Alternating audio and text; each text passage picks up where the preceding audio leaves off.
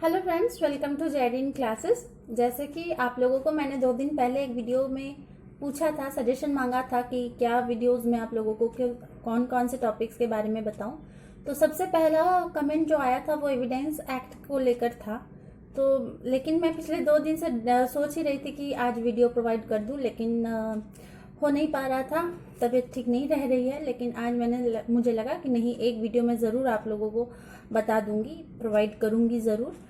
तो समहाउ मैंने अपने आप को मोटिवेट किया, और मैं ये इसलिए बता रही हूँ ताकि आप लोग भी फुल मोटिवेशन के साथ जो है शुरू कर सके। एटलीस्ट अगर नहीं भी हो पाया है तो शुरू कीजिए। मेरे वीडियो से थोड़ा मोटिवेशन मिलता है, तो ज़रूर से कोई भी टॉपिक उठाइए, पढ़ना शुरू कीजिए, हाथ में बुक्स लीजिए, भले लेटे लेटे पढ़िए लेकिन शुरू कीजिए।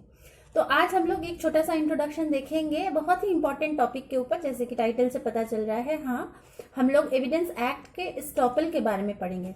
स्टॉपल बहुत इंपॉर्टेंट है, बहुत ज़्यादा सवाल पूछे जाते हैं, चाहे एलएलबी के सेमेस्टर एग्जाम्स हो, चाहे जुडिशियरी हो, चाहे कहीं पे भी हो। स्टॉपल बहुत ही इंपॉर्टेंट रोल प्ले करता है। तो स्टॉपल जो है वो हमारा एविडेंस एक्ट के चैप्टर नंबर 8 में है। ठीक है, चैप्टर 8 में है। और ये कौन कौन से सेक्शंस को कवर करता है? सेक्शन 115 से लेकर सेक्शन 117 तक। ठीक है, 15, 16, 17 यानी 3 सेक्शंस हैं स्टॉपल को लेकर। अब आते हैं जनरल रूल ऑफ स्टॉपल क्या होता है। तो जनरल रूल ऑफ स्टॉपल में ये होता है जहां पे एक कोई इंसान दूसरे इंसान को ये बताता है, इंटेंशनली डिक्लेयर करता है कि कोई चीज, किसी भी बारे में वो बताता है कि यह ऐसा ऐसा चीज है। इन एक्ट और ओमिशन इंटेंशनली कॉज और permitted another person to believe a thing, किसी चीज को बिलीव करने के लिए कि हाँ यही ट्रू है, और वो जिसको बता रहा है वो इंसान उसको ट्रू समझते हुए, उसको बिलीव करते हुए, अपॉन सच बिलीफ उसको वो एक्ट करता है, उस पर वो कोई एक्ट करता है, कोई डिसीजन लेता है या कोई काम करता है जिसको वो बता रहा है। तो वैसे चीजों पे अगर बाद में जो इंसान डिक्लेरेशन दे रहा है वो उसको डिनाई करने की कोशिश करता है किसी तरह से, तो ना ही उसका रिप्रेजेंटेटिव को अलाउ किया जाएगा। Neither he nor his representative shall be allowed. ठीक है, नाइदर उसका रिप्रेजेंटेटिव को ये अलाउ किया जाएगा कि वो इस तरह से इनकार कर नहीं सकता है। तो वही है rule of estoppel. In suit और proceeding between himself and such person, खुद में और उस पर्सन के बीच में, और his representative to deny the truth of that being. ठीक है, थिंग, उस ट्रूथ को वो कभी भी डिनाई नहीं कर सकता है। यही है बेसिक चीज स्टॉपल में, कि अगर आपने एक बार किसी चीज को कह दिया है और सामने वाला इंसान आपके बातों को सच समझते हुए कोई काम कर देता है, बाद में आप ये नहीं डिनाई कर सकते हैं कि नहीं मैंने ऐसा नहीं कहा था, वो सच नहीं था, अब ये जो मैं बोल रहा हूँ ये सच है। ये नहीं हो सकता है। ठीक है, इसके कुछ एग्जाम्पल्स हैं। जैसे कि एक केस में एक जज ने अपना रिटायरमेंट जैसे उसका पास आया, वो क्या किया, अपना जो सर्टिफिकेट है, ओरिजिनल म्युनिसिपल सर्टिफिकेट दिखाया। ठीक है, कि मेरा ये है, जबकि सर्टिफिकेट्स में उसके जो सर्टिफिकेट्स है वो कुछ और ही शो कर रहे थे। तो वो उसको ताकि वो ज्यादा दिन तक रिटायरमेंट में, ज्यादा दिन तक वो नौकरी कर सके, जल्दी रिटायर ना हो, इसके लिए वो क्या किया कि अपना म्युनिसिपल बर्थ सर्टिफिकेट शो किया कि हाँ मेरी जो बर्थ है वो इस डेट में हुई है, तो मुझे अभी रिटायरमेंट में टाइम लगेगा। तो इस तरह की चीजें वो नहीं कर सकता है। शुरुआत से उसके सर्टिफिकेट्स कुछ और है, और रिटायरमेंट के एज पे आके वो दिखाना चाह रहा है कि वो गलत है, जो पहले मैंने कहा था वो सच नहीं है, अभी जो मैं प्रूफ दे रहा हूँ वो सच है, तो उसमें वो अलाउड नहीं होगा, वहां पे रूल ऑफ स्टॉपल आएगा। ठीक है, फिर और एक है हेल्ड दैट द जज इज स्टॉप्ड। और एक दूसरे केस में क्या हुआ, the wife was of Buddhist faith की थी, लेकिन जो उसके हस्बैंड थे वो मुस्लिम थे। तो बाद में क्या हुआ, she sought a divorce under Buddhist law, उसने जो है बुद्धिस्ट लॉ के तहत डिवोर्स क्लेम किया, लेकिन उसको इस चीज में रोका गया। क्यों? क्योंकि वो ऑलरेडी मुस्लिम हो चुकी थी, इस्लामिक लॉ में वो कन्वर्ट हो चुकी थी जैसे ही उसकी शादी हो चुकी है। तो अब शादी हो गई है, मुस्लिम है, लेकिन अब मैं बोलूंगी कि नहीं मेरा प्रीवियस फेथ बुद्धिज्म था, तो मैं बुद्धिस्ट लॉ के अकॉर्डिंग मुझे जो है डिवोर्स चाहिए, तो वो नहीं हो सकता है। यहाँ पे रूल ऑफ स्टॉपल काम करेगा। तो बेसिक चीज क्या है, समझ में आया?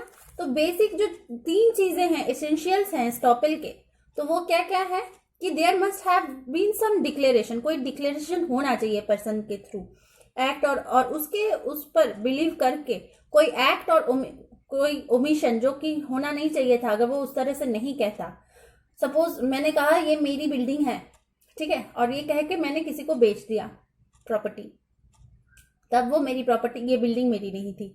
बाद में बेच देने के बाद ये बिल्डिंग मेरे नाम पे हुई, उसके पहले तो मैंने बेच दिया, पैसे ले लिए उससे, अब मैं कहूंगी जा करके नहीं ये बिल्डिंग मेरी ही है, उस समय नहीं थी लेकिन अब ये मेरी है तो ये मुझे वापस कर दो।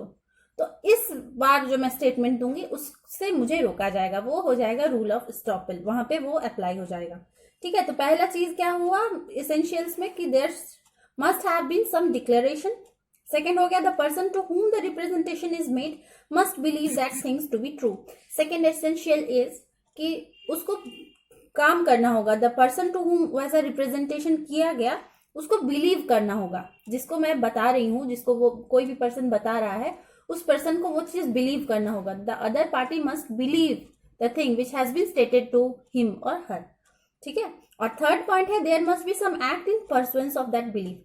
जैसे ही किसी ने मुझसे कहा, मैंने उसकी बातों को सही मान लिया, और सही मान के क्या किया, मैंने अगर किया वो काम जो मुझे नहीं करना चाहिए था नॉर्मली, या फिर जो मैं नहीं करती अगर वो सामने वाला इंसान मुझे वैसा नहीं कहता तो, लेकिन मैं उसके स्टेटमेंट पे भरोसा करते हुए मैंने वो काम किया, तो ये तीनों चीजें जब फुलफिल होंगी तो ही रूल ऑफ स्टॉपल जो है वो अप्लाई होगा, नहीं तो नहीं होगा। और स्टॉपल कोई सीधा सीधा पूछे कौन सा सेक्शन में आता है, तो सेक्शन 115 में आता है, ये भी ध्यान में रखिए। ठीक है, इसका एक चीज है there can be no estoppel if true facts are known to both the parties. ठीक है, सपोज मैंने किसी को फॉल्सली कुछ डिक्लेयर किया क्या ऐसा है, ठीक है, वो उसको पता है कि मैं झूठ बोल रही हूँ, उसके बावजूद वो वैसा कोई कदम उठा रहा है सामने वाला इंसान जो कि उसको नहीं करना चाहिए, तो उस समय रूल ऑफ स्टॉपल जो है वो अप्लाई नहीं होगा। क्यों? क्योंकि उसको फैक्ट्स जो ट्रुथ थे वो पता थी। ठीक है, जो असली चीजें थी वो नोन था अदर पार्टी को, तो यहाँ पे तीनों एसेंशियल्स फुलफिल नहीं हो रहे हैं, इसीलिए यहाँ पे रूल ऑफ स्टॉपल जो है अप्लाई नहीं होगा।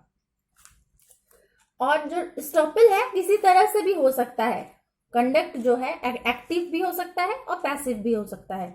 स्टॉपल बाय साइलेंस और acquiescence arises only when there is a duty to speak और डिस्क्लोज। ठीक है, जो स्टॉपल बाय साइलेंस है या एक्विजेंस है वो तभी अराइज होगा, तभी उठेगा कि साइलेंस, चुप है, कोई कुछ बोल नहीं रहा है। वो कब अराइज होगा? जब उसको बोलना मैंडेटरी था।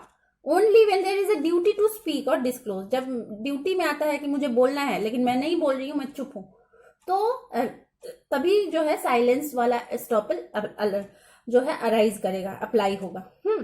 तो ये है बेसिक इंट्रोडक्शन ऑफ स्टॉपल। अब इसके बाद ढेर सारी चीजें हैं कि काइंड्स ऑफ स्टॉपल। तो काइंड्स ऑफ स्टॉपल एक ही वीडियो में मैं नहीं बनाऊंगी, बहुत वीडियो लंबा भी हो जाएगा जैसे मैं हमेशा से करती आ रही हूँ, और अभी स्टेमिना भी नहीं है कि एक साथ इतने ज्यादा देर तक बोल पाऊं। तो काइंड्स ऑफ स्टॉपल जो है वो हम लोग नेक्स्ट वीडियो में बात करेंगे। और स्टॉपल अगर समझ में आया तो जरूर से मुझे लिख के बताइएगा। इसका एक इम्पोर्टेंट केस भी है, शरद चंद्र दे वर्सेस गोपाल चंद्र। ठीक है, जहां पे बात हुई थी कि रूल ऑफ स्टॉपल जो है बेसिकली कौन से प्रिंसिपल पे लाई डाउन करता है, तो principle of equity and good conscience. ये एक इम्पोर्टेंट केस है स्टॉपल का। कौन सा? शरद चंद्र दे। मैं स्क्रीन डिस्क्रिप्शन बॉक्स में दे दूंगी इसका नाम, शरद चंद्र दे वर्सेस गोपाल चंद्र। तो आई होप आज का स्टॉपल का इंट्रोडक्शन आप लोगों को अच्छे से समझ में आया है। एसेंशियल्स 3 क्या क्या एसेंशियल्स है वो मैंने आप लोगों को बताए हैं। तो अच्छे से इसके बाद स्टॉपल एक बार रीड कीजिए, धीरे धीरे लेट के ही कीजिए अगर नहीं हो पा रहा है तो। और उसके बाद हम लोग काइंड्स ऑफ स्टॉपल जो है जल्द ही मैं कोशिश करूंगी, देखती हूँ कब अपलोड कर पाऊँ, आप लोगों को मिल जाएगा। तब तक के लिए सबको ध्यान से रहिए, stay positive, stay hydrated. Thank you so much.